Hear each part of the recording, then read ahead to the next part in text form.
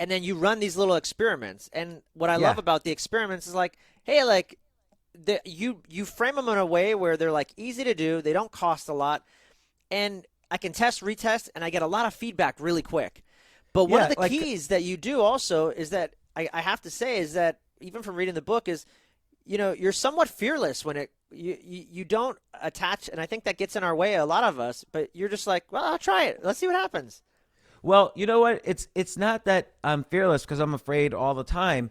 It's that I actually have fear. But my kind of rule of thumb is if the more you're afraid of something, the more it means you probably should do it. Unless it's something crazy. Like I'm saying within reason. Like I'm afraid to jump off the Empire State Building, and It's of probably not course a good I'm idea. not going to do Yeah. it. But I'll give you two examples from comedy. Um, let's say I'm performing that night, and in New York City, it's usually like 5 or 6 comedians perform, and it's like a lineup. Everyone gets 15 minutes, and let's say they tell me, I don't know, Chris Rock is gonna perform tonight. Do you want to go? And they give me a choice. Do you want to go before him or after him? They give everybody that choice, and usually they give everyone that choice. They might not. 100% of the people say, "Oh, I'm definitely going before Chris Rock," because Yeah. if you go after Chris Rock, the whole audience is just they're texting their friends. I just saw Chris Rock, man. It's Chris Rock, and whoever is up next, you almost feel sorry for that person because how's he gonna? Oh, I just saw Chris Rock. Now who's this unknown person who's not as funny, anywhere near as funny as the best comedian in the world? Yeah. But I always, 100% of the time, I always say I want to go right after. I want to go right after Tracy Morgan or Bill Burr or whoever it is. And that's one way of skipping the line is like, the thing that's the hardest to do, you should do it. Because first of all, it's not hard in the sense that it requires a lot of time or a lot of money. I just have to perform my regular 15 minutes. I'm just choosing that night to go after, let's say, the best comedian in the world or one of the best comedians.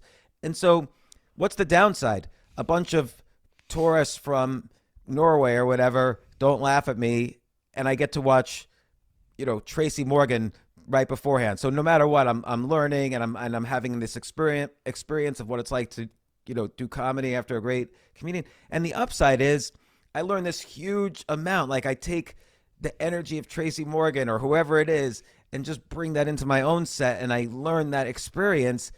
And instead of maybe I'm skipping 300 hours of the 10,000 hour rule that one night by Right. doing that. And I have gone up after all these comedians. Like going up after Tracy Morgan is insane because I don't know if you remember who he is. He was on 30 Rock, Oh kind of yeah. the start of that, and he's insane. And there was this one comedian who his name's Aaron Berg. He laughs per minute. He's maybe the best comedian I've ever seen, just in terms of laughs per minute. And he specializes in crowd work, meaning he doesn't do tell just normal jokes. He's always interacting with everybody in the crowd. And it's really hard to follow that because the crowd's all hyped up. Like the comedian was just making them laugh and talking to them. It's like he locks up the audience. And then if anyone goes up, if you're not as good as crowd work as him, you're gonna bomb. And he's the best in the world at crowd work. Yeah. But they don't want to hear material. They don't want to hear just like random jokes because they just were interacted with, or their adrenaline is pumped up.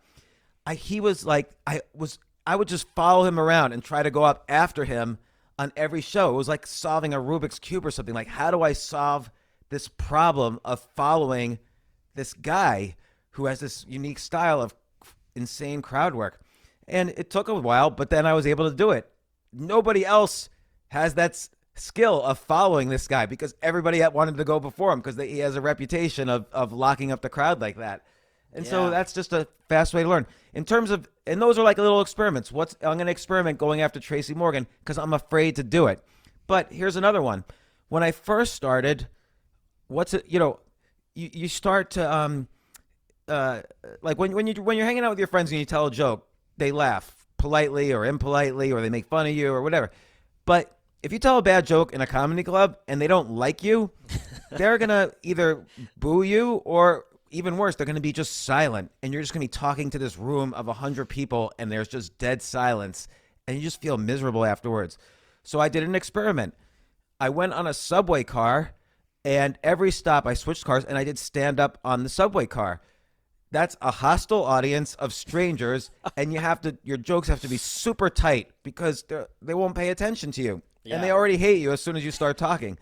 So that was an experiment that again allowed me. That was like maybe worth 50 times bombing because I learned so much that one afternoon. I did it for like a few hours, just jumping from car to car, and that's an example of an experiment. There's no downside. What is my downside there? There's zero. It costs zero money. And I took a video. I had a friend take a video so I could analyze it later. And the upside is that I became much better with hecklers and bores and bombing. Yeah. Unfortunately, I hardly ever do that now. But I was scared to death. I got on the train, and my friend with the camera got on the train, and I told her, forget it. I'm too scared. I'm not going to do it. This is stupid. And then I said, I'm looking around, and then I said, turn on the camera just in case I start. Nice.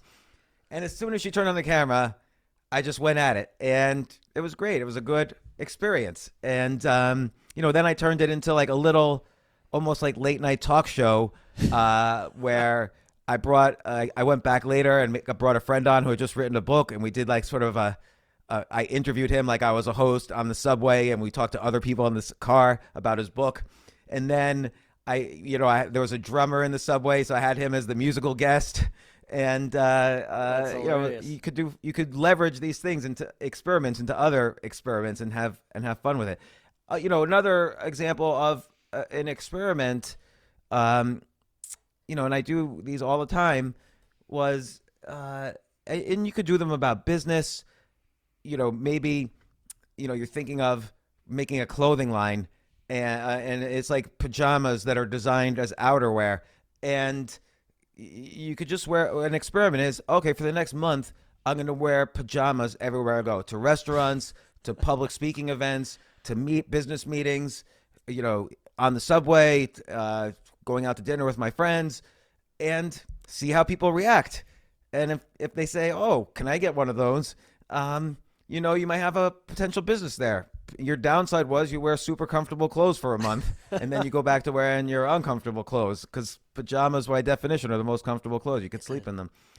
So, those are, at any given moment, I have many experiments going on. And again, they all should have easy to set up, little downside. You're going to learn something no matter what, and enormous, enormous upside if things work out.